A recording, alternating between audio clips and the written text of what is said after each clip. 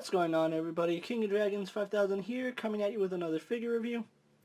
Today we'll be having a look at the Mattel DC Comics Multiverse Gotham City Gaslight Batman. Here we do have Batman in the packaging. What we're going to do now is take a little break, get him open up, and then we'll have a better look at the figure inside. So stay tuned, everyone. So here we have the Gaslight Gotham City Batman posing out of the packaging. Before we have a look at the figure, let's take a look at what he comes with. Batman here does come with the head and cape for the Super Lex Build-A-Figure, which we'll have a look at when he's all set and done. Batman here does come with quite a few accessories that you don't see them out of the packaging, but he does come with quite a bit. For starters, he does have a grip hand in his right hand.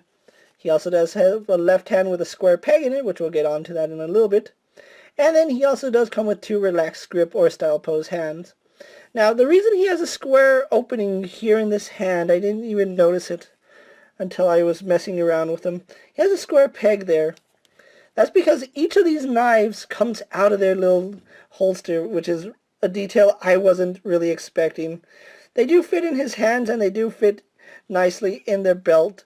And that's a detail I honestly was not expecting to see this figure have. I was expecting these to be all sculpted one piece, but no. Each of these knives is its own little accessory, and you can pull it out and put it into his hand, which is really nice. But other than that, let's actually have a better look at Gotham City Gaslight Batman. And so here we have Gotham by Gaslight Batman, and I have to say I'm liking this figure more than I thought I would. It's not my favorite out of the line, but it's still a really nice figure, and there's things to like and hate about it. Let's go on to his cowl for starters. Really good job on the cowl. It does look like the Gotham by Gaslight Batman that we saw in the movie, as well as in the comics. You can see, if the camera will focus, he actually has a seam line right here in his cowl, which is a really nice detail I didn't expect them to actually put. I really do love the way it looks. It's not painted, it's just sculpted, so I do like that little detail. Unlike most Batman figures, you can see his eyes are not whited out. He has brown eyes, which do look good, and then you can see the skin underneath his mask peeking out through that. It's not painted black. And then we have a look at his cowl, which goes down. I'm pretty sure it's just a regular hood. It's not a high-tech mask or anything, but it looks nice. His cape is one of my favorite and most hated things about this figure. He does have this style of cape that's double layered. I'm pretty sure it's to replicate the trench coats that they wore back in, what was it, Jack the Ripper's time, but it's a two-piece coat, and it's just transitioned here into a two-piece cape. I really love the way the plastic wraps around, and it looks fantastic, going all the way around. However, the cape part, not so much. It is made of this pleather material that Mattel has done in the past, and you can see its fabric on one side. Has like a faux leather look on the outside. It looks okay, but it's kind of wrinkled up here at the top where it connects to the coat part, and then it doesn't wrap around the rest of the figure like it should. So you can see it cuts off right here. It should actually go all the way out to there. I don't know why they did that. Probably just to save material, but I don't know. As far as the figure goes, he has a lot of detailing. A lot of this is unique to the Gaslight Batman. You can see the bat symbol is actually sculpted and painted. You can see the seam lines, everything in it. It's really well done. You can see wrinkles all throughout his costume. Really nice little detail there. Even on the underside of his arms, you can see a seam line, as well as wrinkles showing that it's not a high-tech, bulletproof material. It's just cloth put over him.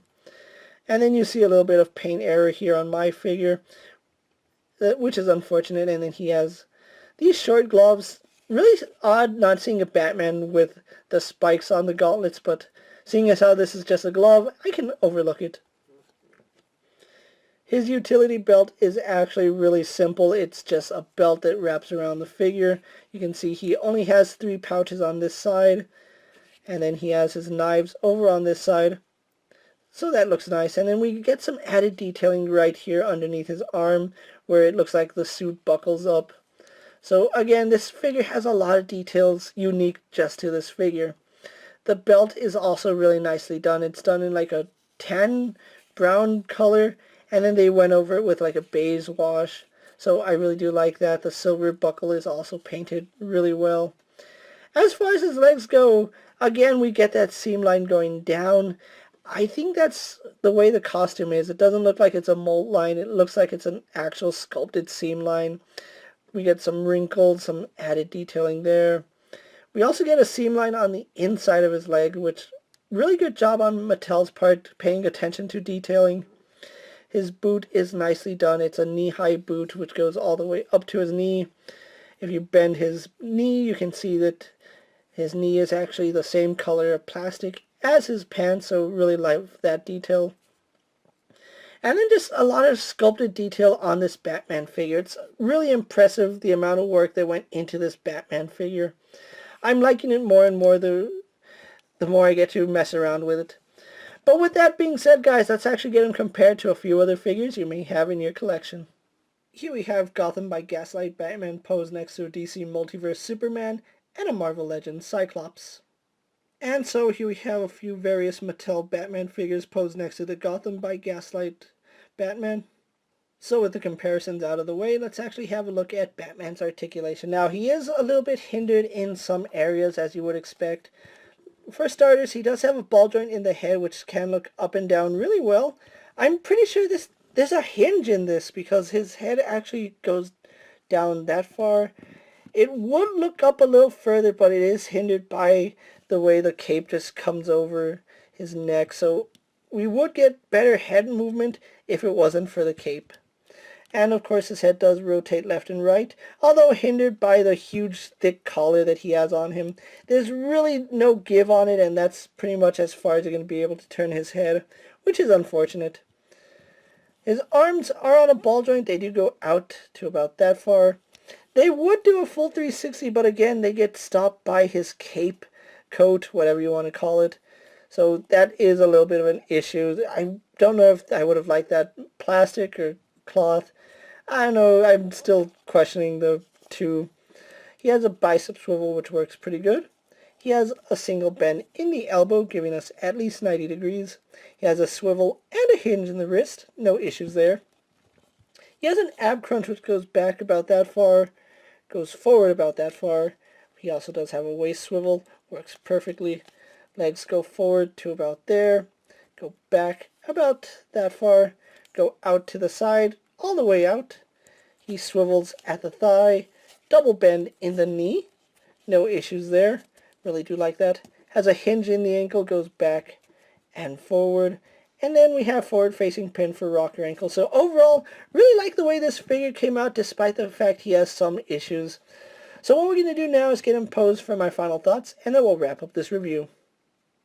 And so here we have the Gotham City by Gaslight Batman posed for my final thoughts.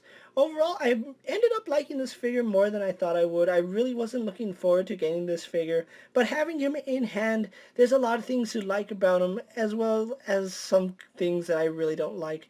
As far as the sculpt goes, I really do like the fact that Mattel went all out and sculpted a new figure for this figure. I don't know if a lot of people would like that, but I do like the effort that Mattel put into getting us this Batman. He's not everyone's cup of tea, and I know there are some people who really don't want this figure, but if you are a fan of the Gotham by Gaslight storyline, you're going to want to pick this figure up. Now, I was fortunate enough to pick up my Batman, as well as the rest of the Super Lex wave from my local comic book store, so huge shout out to Black Sheep Comics for getting this out to me. If you can find this Batman as well as the rest of the Lex Luthor series, and you want to have the entire set in your collection, they are going to run you about $20, and they are starting to hit Walmarts and Targets right now. With that being said, guys, I'm KingofDragons 5000. Don't forget to like this video, leave a comment, subscribe to my channel. Go ahead and check out all my other action figure reviews, as well as all my other DC Multiverse videos. Hopefully you find them informative. As always, if there's a figure you would like to see me review, let me know down in the comments, and if it's in my collection, I'll definitely have a look at it. Until next time, guys, I'll see you later. Take care, everyone.